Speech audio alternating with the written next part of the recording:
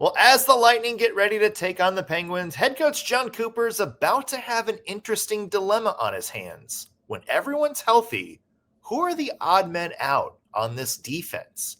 We'll dive in on today's Locked on Lightning.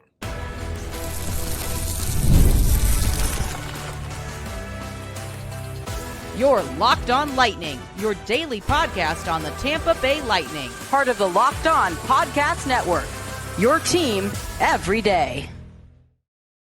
Thank you for making Locked on Lightning your first listen of the day. Every single day, we are your free daily Tampa Bay Lightning podcast, part of the Locked on Podcast Network, now the #1 sports podcast network. As always, we want to begin with a shout out to our everydayers.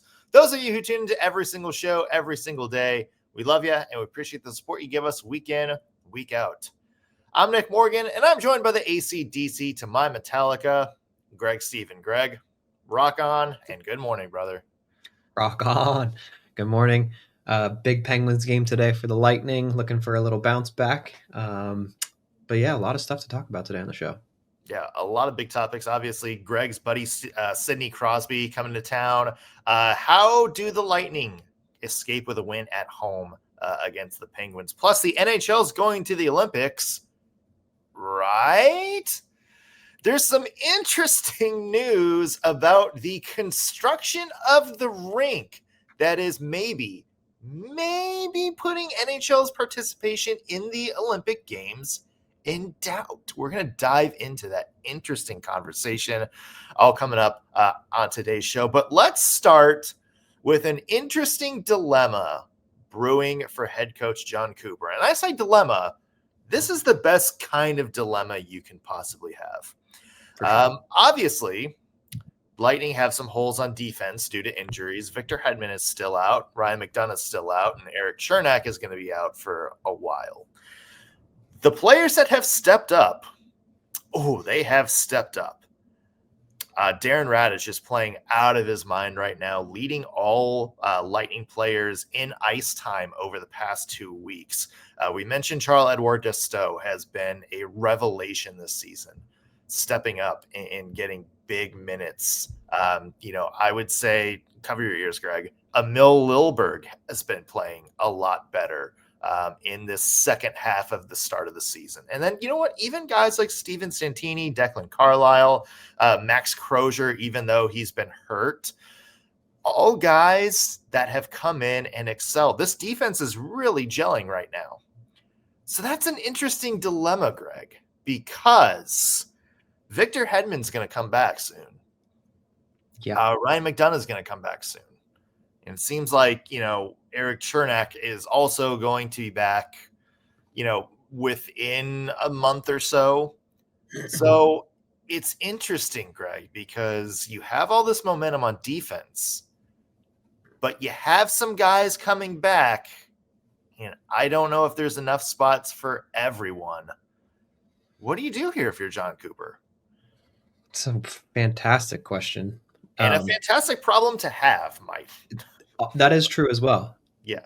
One thing I want to say, I don't know how much you watched my solo episode, but I did give Emil Lilleberg the plus yesterday in your honor. There we go. And that is because you're right. He has been playing better. So, yeah, no hate on Lilleberg today. But that being said, you're right. Guys like Destoe, pleasant surprise out of nowhere. I mean, none of us had him on our radar, I don't think, for this season really at all, right? I don't think we even talked about him, to be fair. Yeah. And now he's just solidified. So, yeah, who do you remove? I think it's easy to say you send Carlisle and Santini down, right? I think that's like the obvious choice, but then you still got that third slot to worry about. And that's where it comes to, do you run 7D? Which is, I think, acceptable to some extent. But given how well Moser and Raddysh have looked together, especially on like a top pairing style, I don't know. Do you put Hedman back on the top pair and break them up again? Is it going to hurt Raddysh's current performance?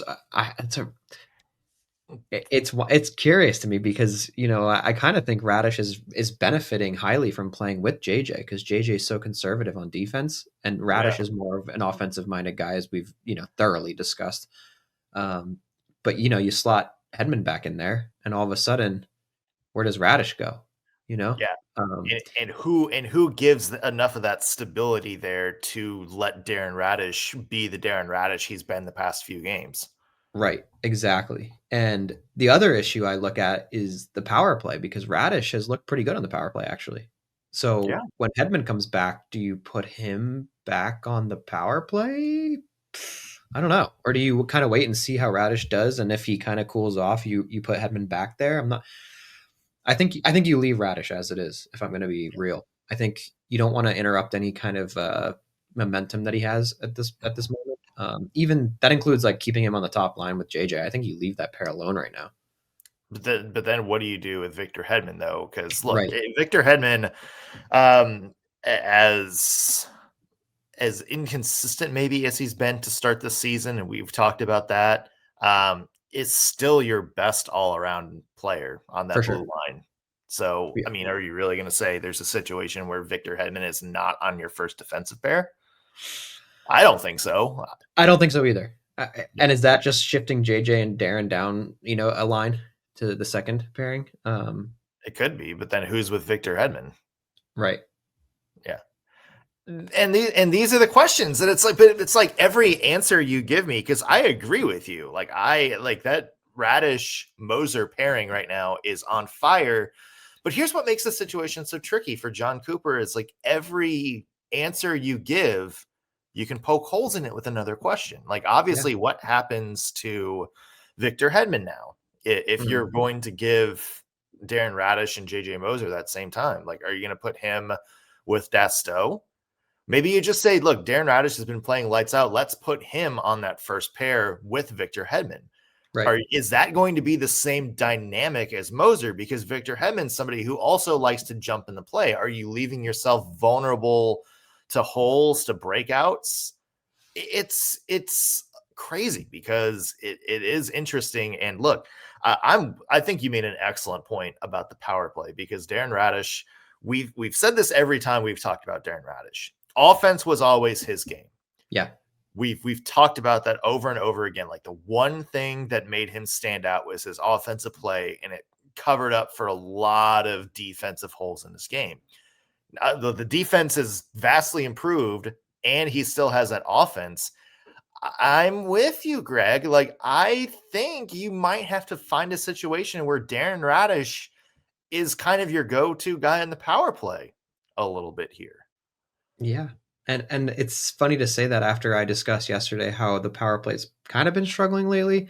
1 for 10 in their last 10, to be clear. But I don't think that's a Raddysh problem. I think that falls on everyone on that forward group more than it does on Raddysh. But yeah, I would rather wait to not see him slump. But if he falls into a slump of some kind, then you can confidently move Victor Hedman back there. I think you're onto something. I think this might be a game of streaks. Yeah. In which Jon Cooper just kind of rides the hot hand. Yes, exactly. Like, look, is Darren Raddysh on fire? Darren Raddysh is going to get ice time. Is he cooling off? He may be the odd man out or healthy scratched or maybe relegated to kind of a support role like he was. I think same for Dastow, same for Lilleberg. If they're still playing at a high level, Jon Cooper's going to find creative ways to get them ice time and get them in these same situations. Yep. If they're not, if they're cooling off a little bit, that's when you might break out a healthy scratch, or that's where they may be relegated. Right. I think, Greg, I would not be surprised if we see a situation in which, especially when the forwards start to get a little bit more healthy, 7 defensemen may just be the default for a handful of games. I think so as well.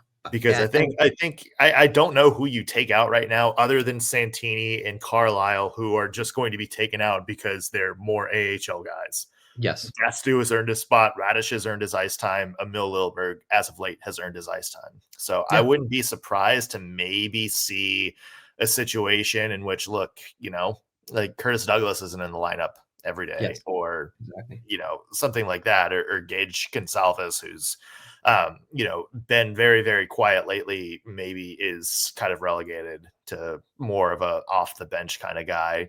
Dominic James, same thing, hasn't quite had the impact he had at the beginning of the year. So I think there's more room to have 7 defensemen, and then maybe you have a better idea or I guess more in your arsenal to do creative things and put these guys in situations that really benefit their skill set. I would not be surprised if we see 7 defensemen as maybe the default for Jon Cooper in the majority of games moving forward, at least up until the deadline when, you get a better sense of what the Lightning need.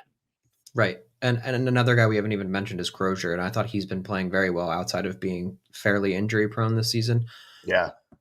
And I don't see any reason he couldn't earn himself a spot in the lineup too. And I like that because, let's say Lilleberg or Raddysh or whoever really kind of goes into a slump, right? And they just don't look so good. It's comfortable to healthy scratch him and bring up Crozier and confidently think that he can kind of fill that spot as well. So like you said at the beginning of this, great problem to have.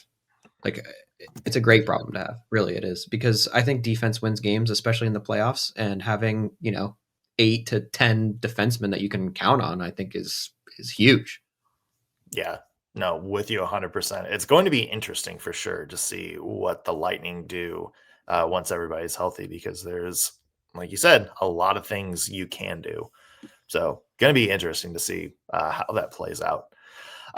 It's going to be interesting to see how tonight plays out between the Lightning and the Pittsburgh Penguins. Sidney Crosby, Evgeny Malkin, and company coming to town. How do the Bolts escape tonight with a win?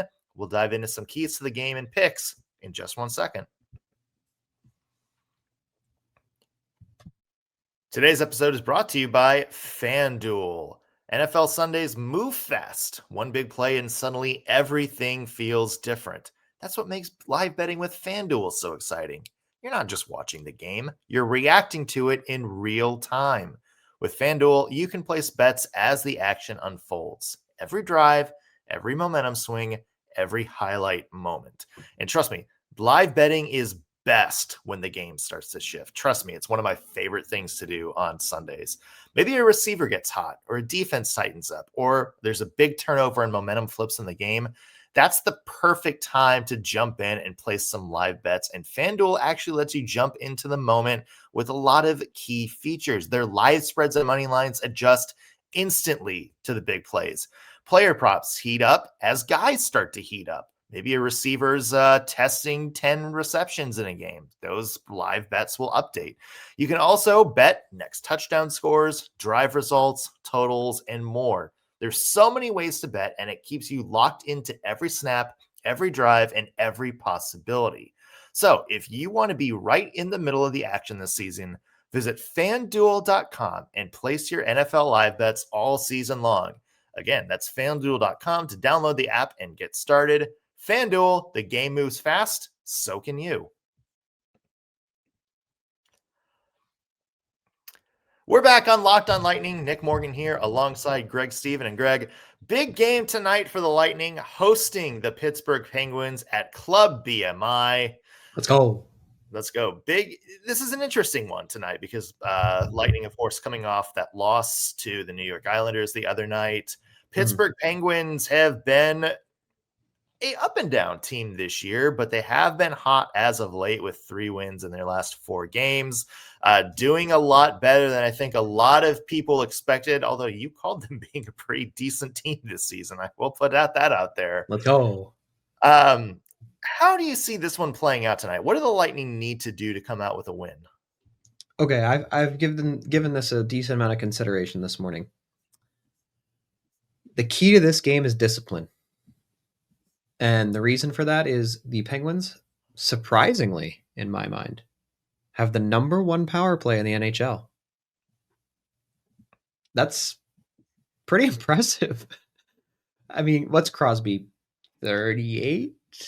He's up. His draft year was 2005, so he would be about around 38. Let's see. We're both turning to Wikipedia here right now. He is 38 years old. Yes. Oh my gosh. I just know it all, I guess, sometimes. I guess, yeah. But just an impressive power play, especially given, this age group of this team, really. But Crosby's been on fire, and he's got 8 points in his last 5, and 6 of those are goals. Just absolutely shredding teams by himself, as usual. I mean, Sidney Crosby, right? But like you said, last 10, the Penguins have kind of been wishy-washy. I think they're like 4-6, but their last 4, they've won 3. And this is not a simple game, I don't think. I don't think this is a team that you take lightly. Again, deadly power play. Even their penalty kill, 4th in the NHL. Fantastic. Yeah. They're pretty middle of the pack on the face-off dot. 10th for goals for and 9th for goals against. Just all fairly strong categories. I mean, nothing about this team is bad in my eyes. I would say maybe they have a little bit of weaker depth compared to the Lightning, in which case, you need our depth to step up. That's another key. I think depth from the Lightning and discipline. If we see Lilleberg in the box for 6 minutes, probably going to lose this game. You're chomping at the bit to throw Lilleberg back under the bus. I'm trying to reverse jinx this time because I really jinxed the Islanders game. So yeah, if I say he might be in the box, maybe he just won't take any penalties. Yeah, it was. I always go back to the acting a Fullerman tweet where they like talk about the Penguins. Like every year, Evgeny Malkin is playing with 2 random people named like Mark Dort or some other random name, and you look and they both have like 40 points. I'm looking at like the Penguins roster, and there's like some guy named Ben Kindle. There's some guy named like Ville Koivunen. Like it's like every year, like who are these people? And of course, like Evgeny Malkin is playing with Tommy Novak and Anthony Mantha, 2 guys that I'm sure some people didn't realize were still in the league. Yep. It really speaks to me the longevity of Sidney Crosby and Evgeny Malkin. And you know what? I'll throw in there, Chris Letang, because he's been a big part of that core. For sure. Even Erik Karlsson has had, a good last couple of seasons, I think, in Pittsburgh. Yeah. It really speaks to the fact that Pittsburgh is going to be dangerous no matter what, because they have guys that can step up and control the play. And obviously this is going to be a major test for, I think, the Lightning top line more than anything. Because, Sidney Crosby, that's going to be a tough matchup. As good as Nikita Kucherov is, as good as that top line with Anthony Cirelli, Jake Gensel, Brandon Hagel have all been playing, it is a little bit of a different beast when you have number 87 on the ice out there. And it's kind of the same for Evgeny Malkin as well. Yeah. So to me, this is a game in which, you talk about depth. I think there are going to be some battles won and lost there. But to me, I think this is firepower versus firepower. And if the Lightning can outplay Crosby, I think you got a very good chance of winning this game. But that's a big if, because Crosby's a beast. Legend. He's a beast. Yeah. And Tristan Jarry's 8-2 in 10 games. That's pretty impressive. Yeah, he's been great in goal this year. Right. And I feel like generally he's been fairly mediocre over the last several seasons. So to have him be 8-2 right now is pretty impressive. And I'm sure a big part of that is having guys like Karlsson and Letang in front of him, and guys like Crosby playing defense, and Malkin. And really their best defensive forward is Anthony Mantha right now. He's plus 10, 15 points. So he looks pretty sharp given, his longevity as well. Yeah, I think this is going to be a tight game. I think it's going to be something like 4-3-ish. Yeah. I was going to say this is normally when we do like over under, but I am taking away your privileges to do over under and bold predictions, because you've made 3 very confident Lightning are going to win this game easily, maybe a shutout picks this year, and the Lightning have lost all 3. I did get the under right though in the Islanders game. You got the under right. Sure. You almost got the shutout right too. I also passively said that Dominic James had looked kind of good lately, and then he scored. So I was like, okay, I got 2 things kind of right. Yeah. I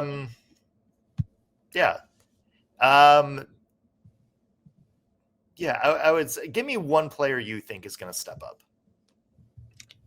I think after just like a fairly difficult game against the Islanders, who were just blocking every shot known to man last game, I think Cooch is going to have a big night. I think he's going to put up at least 2 points. Yeah, I'm going to go Brandon Hagel again. Nice. I almost picked him as well. Yeah, I think for me, he's a player that you kind of expect to, and obviously held off the score sheet last game for the first time in a while, either points or goals. So I think he's going to have a little bit of a rebound night tonight. Greg, I know what the rundown says, and we're talking about this NHL Olympics things. We might talk about it a little bit, but we actually, after the break, have to dive into some breaking news that just came across on Twitter. Ooh, okay. It's a signing. Ryan McDonagh, 3-year extension. Just announced on Twitter a moment ago. Wow. So let's react to that in just 1 second. Today's episode is brought to you by Drip Drop. Guys, I know when I'm hydrated, everything just works better. I'm talking my focus, my energy, mood, even my skin feels a little bit better throughout the day. Like, this doesn't take care of itself. That's why I've been using Drip Drop. It's a doctor-developed hydration that keeps me running at full power no matter what my day looks like. Drip Drop isn't your average sports drink. It delivers 3 times the electrolytes and half the sugar of leading brands, using a science-backed formula trusted by medical professionals, firefighters, and over 90% of top college and pro teams. Drip Drop is so easy to make a part of your daily routine. All you have to do is grab a packet, mix it up in your water bottle, and then you're ready for the day. I down one of these first thing in the morning, sip it throughout the morning, and I feel great throughout the day. I don't have that midday slump. It actually tastes amazing. It's my secret weapon for staying sharp and focused all day long. Drip Drop helps me feel calmer and honestly just better overall. That's why hydration and Drip Drop have become a non-negotiable for me in my daily routine. Right now, Drip Drop is offering Locked On Lightning listeners 20% off your first order. All you have to do is go to dripdrop.com and use promo code LOCKEDONNHL. Again, that's dripdrop.com, promo code LOCKEDONNHL for $20 off, or 20% off. I'm sorry. Stock up now before the heat hits hard and keep your body and mind performing at their best with Drip Drop. All right, some quick breaking news we mentioned right before the break. This just came down on Twitter from Tampa Bay Lightning themselves. Diana Liu also reporting some details. Ryan McDonagh, 3-year contract extension, 3 years, averaged annual value of $4.1 million per year. Greg, first thoughts on this? Love McDonagh. I would take him back if I'm able to. $4 million. 4.1. I find that a little bit interesting. Do you want to pay $4 million for 3 years for a 30, he'll be 37, 38, 39-year-old? I'm not sure about that. I'm not sure. It is a big discount from what he's been making. I will say that. Right. And he is so solid back there, right? Like, conservatively, he's just probably your best defensive defenseman. And this season, he's played 15 of the games and he has 6 points in them, which actually pretty impressive. Because not a guy you expect to have, 3 goals already, but he does. And I think he's still doing his job effectively when he is healthy. I think it's a comfortable signing. I understand he took a discount. $4 million for a 36-year-old is just a little bit debatable in my mind, but again, it's McDonagh, so I think it's fine. He's certainly earned it. Yeah, I will say that, and I think I do see what you're saying, because I do think you can look at Ryan McDonagh and say there's parts of his game that aren't there, from his first run. Like, I think he's definitely slowed down a little bit. Mm-hmm. But I do think he has made up for it with awareness, and he has made up with it with positioning and, being clever with the puck. I mean, I would say maybe the smartest defenseman the Lightning have, just in terms of game awareness. And that's saying something, because Victor Hedman is great also. But I think there's parts of that he can make up for maybe some shortcomings of his game. I'm looking at the cap situation for next year, and this is a deal that the Lightning can make. If the cap goes up as much as people have kind of projected it's going to, the Lightning are going to have about 22 million still to play with next year. They don't really have any big UFAs coming up or like big holes to fill. Obviously, Nikita Kucherov is the big fish that still needs to be fried. He's got one more year after this. And we talked about his contract. I think they can be aggressive, and there's plenty of cap space for there. But you're going to have the cap space to easily re-sign him really to whatever he wants and still make some big moves to help this team. And look, obviously you're not going to have to worry about Braden Point, Jake Gensel, Brandon Hagel, Anthony Cirelli for a while. They're all locked up long-term. We know that Victor Hedman's got, a few more years after this. The only one that you kind of look at in the next few years and go, okay, this is somebody that we actually need to figure out is JJ Moser, who's an RFA this coming year. And I guess Darren Raddysh is too, but I don't know. Like, I feel like the Lightning have the space to make an aggressive move like this to keep Ryan McDonagh. Yeah, I agree with you. And, when I made my comment also, I had completely forgotten the cap is rising. So that's a huge factor in that decision. I think I would take McDonagh for $4 million now. And yeah, he's just so solid. Like you said, he's absolutely the smartest defenseman on the Lightning, 100%. And last season, I was making videos on my own page about just breaking down why the Lightning are being scored on so frequently. And I would highlight a lot of plays where there were blown coverages and just mismanagement in the blue line. I don't think one time I had a criticism of McDonagh's play. Not a single time. And no.